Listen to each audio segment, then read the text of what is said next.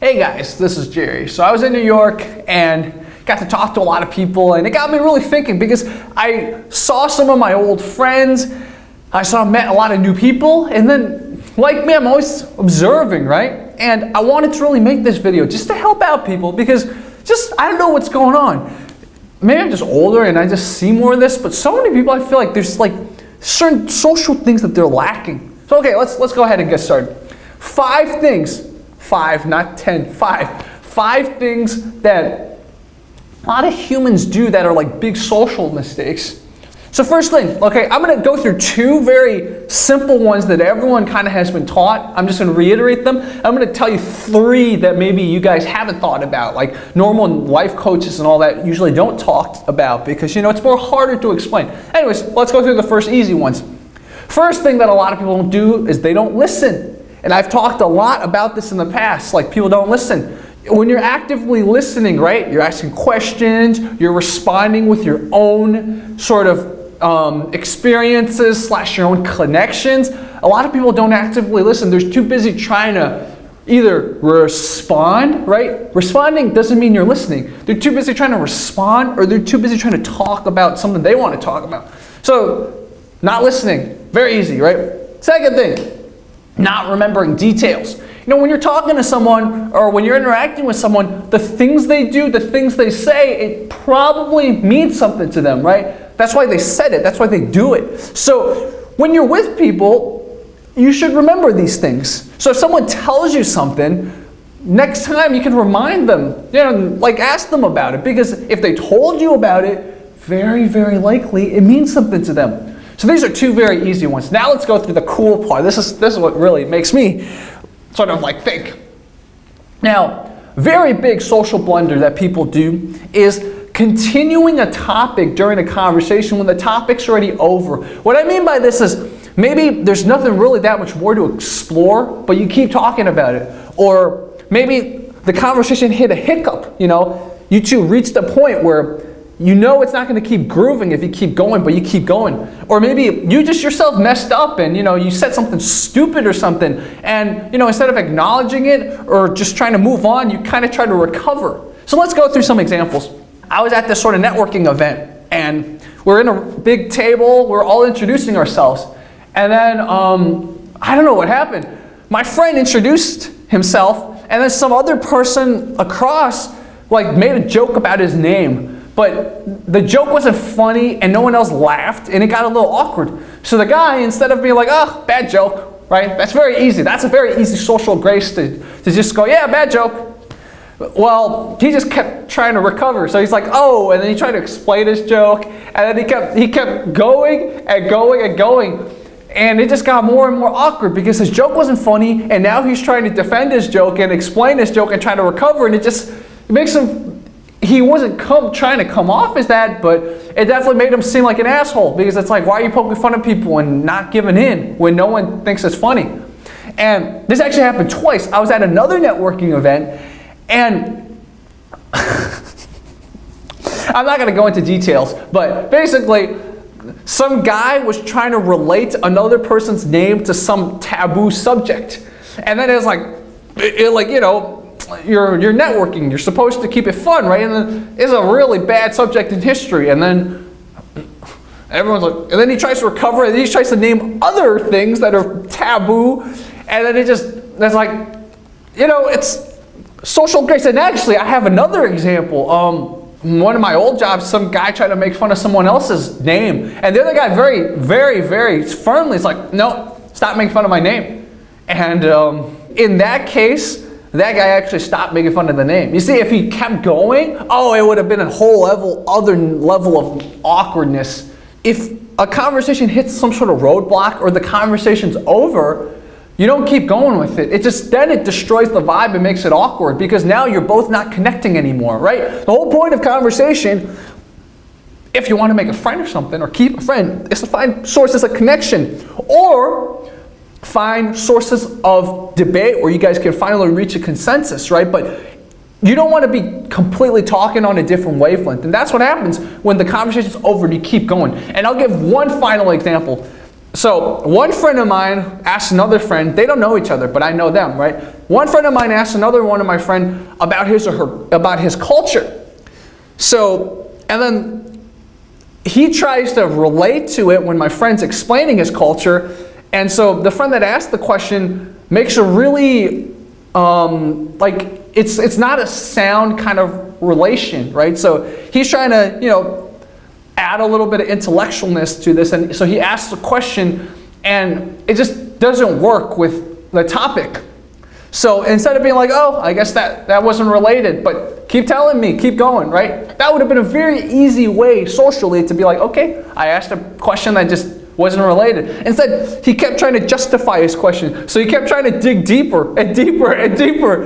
And my friend was like, he told me after the fact, he's like, I feel like that guy was attacking me. And then I'm standing there, I know exactly this conversation is going downhill. They're talking on different wavelengths because the conversation is keeping on this topic when it should have moved on. So I try to recover it. I'm like, okay, this is what he's trying to say. This is what he's trying to say. So I'm trying to like get them back on the same page, right? But then this guy that asked the question about this guy's culture keeps going down the rabbit hole. He just won't give up that initial sort of point, that initial sort of connection he was trying to make to something he assumed. And so it just kept going downhill and downhill and downhill. And that conversation it was awkward, man. A great thing to do, try this next time. Before the conversation even reaches its sort of low point, so jump onto another topic, not at the highest point of the conversation on a specific topic, because then you guys miss connecting over it, but jump slightly earlier to another topic than you normally would. And then your conversation's like, you know, like this, right? It's always going upwards, maybe little troughs, but it's going upwards instead of like, okay, fourth point. This is something you notice a lot. I'm gonna take off my glasses because we're gonna talk about facial expressions, right? There's 6 universal facial expressions, right? There's happiness, there's sadness, there's fear, there's surprise, there's disgust, and there's anger, right? So those are 6 expressions that the entire human species just shows when they're born. Now, other expressions kind of depend on culture, right? You know, different cultures have different ways of showing ridicule or even agreement. Some cultures you agree by nodding, some cultures you agree by shaking your head, right? These are all sort of body language things that you have to learn when you're in a culture. Now, in American culture, there's ways of showing sort of like ridicule, or there's ways of showing sort of like what the fuck? I guess what the fuck's kind of mixture of anger and surprise and shock or something like that. So there are many people that I've talked to in the past where their facial expression did not correspond with what society normally thinks of how this emotion or this thought would elicit. So I had a friend back when I worked at, back then when I was a full-time journalist, and he's always trying to be social. He had his own issues, but one of the things that really pissed me off is every time he wouldn't understand something, like you said something he wouldn't understand, he would automatically like get his like that. And one time finally I couldn't take it anymore. I'm like, why are you fucking looking at me like you're like I'm saying some bullshit? You know, it's like, and he's like, no, I'm literally just thinking. I'm literally just thinking. I'm asking you a question. You know, I'm saying, what do I mean? And I'm thinking. I'm not. And I was like, you know, that fucking weird expression you do with your eyes. Like normally, like, you know, if I'm like, what the fuck, right? That's like, for me, what the fuck are you doing, right? I would make my eyes like that. But him, that was this expression of curiosity, like a what the fuck, like that was his curiosity expression. So. Very good guy, very nice guy. Definitely wasn't bad intention, but imagine you're talking to someone, the person says something that you don't understand. Out of curiosity, you want to dig more, and then you give that expression like you're trying to, you think they're an idiot, right? That's the expression you're giving when scrunch up your face like that. It's not an expression of, ooh, I'm curious, like, oh, tell me more, right? Look at how I'm going. This is more like, oh, wow, tell me more. But he just like, his eyes, man, I wish I could do it. I can't do it. The way his eyes furrowed, the wrinkles here, it made you think like he was ready to just attack you or something. And that's the most visceral memory I can have. But there's other cases of this where it's like their facial expression just didn't match their whatever purpose they were trying to achieve in whatever they were trying to express. This actually kind of brings us to our next point, which is tonality.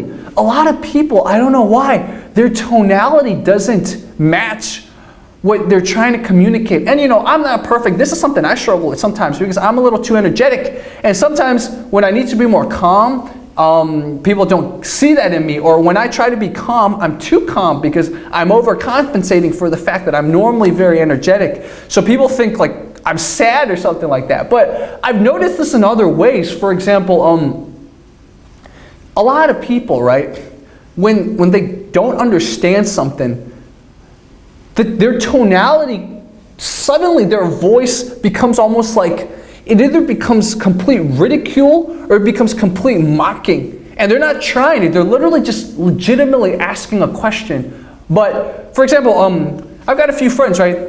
Let's say you say something to them, they'll be like, what do you mean? But like, see, even me saying that could be interpreted, negatively, but they're like, what do you mean? Like, their tonality gets completely off, and especially some of those friends, their natural energy level is very low. And then when they suddenly start, their tonality changes completely, and they suddenly get more energetic too. And it really sounds like they want to attack you for whatever you just said. We can talk about ways to work around the tonality problem. One way is just to see when you do that, right? Be aware when you do that. But another thing is, there's more effective ways than to go, what do you mean? Like if someone says something you don't understand, be like, oh, tell me about this. I'm curious. Right? That's something. Or be like, I don't know much about this. Can you tell me more? You see, that's a very, not only language-wise, that's very kind of more sort of building up instead of like seemingly putting down, but it also elicits better tonality than, what do you mean? Or something like that. And this gets me, we can give you a bonus sort of thing that a lot of people do that are social mistakes. And this is the nervous laughter, right? This happens a lot in college, but I think as people get older, they tend to stop doing this. But in college, I remember a lot of people, when you tell them something that they've never heard before, when you tell them something that shocks them automatically, because laughter is a response for your body to signal safety, right? That's why we laugh at jokes, because the jokes are going down one way and then it has a twist, but then we realize the twist isn't anything harmful. It's just a twist. And we realize, oh, we got played, ha ha ha, well, we're safe now. Or your friend jumps out on you, scares you, and then you're like, oh, it's just your friend, and then you start laughing. Or you watch a shitty movie like I talked about the other day, and then after you left the movie, you're like, oh, we survived, laughter is a signal of safety, right? But certain people, because it's the first time they hear it, the body naturally just laughs afterwards because the body's like, oh, it's something I've never heard before, but you know what? I didn't die, just a different opinion. But that laughter oftentimes, it comes out it can be misinterpreted. Let's put it that way. For example, you tell something, maybe someone's telling you something dear to their heart, right? And then you've never heard about it before, and you just naturally start laughing after they tell you because you're not trying to mock or ridicule them. It's just your body's way of saying you're being safe. You're safe, Well, you're in good hands. But the person telling you the story, maybe they're going to be like, what the fuck? Why is this guy laughing at me? Right? I noticed that a lot, and I've definitely had moments where I'm like they're like, what? And I'm like, are you fucking mocking me? And they're not, right? Because it's like they've never heard it before, and it's just the natural body's way of defending against sort of thought that could potentially make you uncomfortable. And so, I mean, one way is just to train yourself, stop laughing nervously. The other way is if you do laugh nervously, be aware of it. So if it comes out and it could be misinterpreted, you tell them. Like, people tell you something, this president wasn't that great, and you're like, and you're like, oh, by the way, I'm not laughing at you, it's just I've never heard that before, so I'm processing it. You see, the more you communicate like that, the less your actions, your sort of social, whatever things you need to work on, the less that negatively influences you during social interactions. So, okay, I'm done talking. I think we explored a lot of great issues. And I thank you guys so much for listening. These were 5 plus 1, so 5 and 6 social mistakes that people make. So let me know, what are some more that you guys want to hear about? What are some more you guys want to share? Did I miss any? Do you think I misinterpreted anything? Do you think there's some that I shouldn't make a big deal out of in my sort of list here? Leave a comment, press a like, press subscribe, press the bell button so you stay up to date with the latest uploads. Talk to you guys soon. Thank you so much. Bye-bye.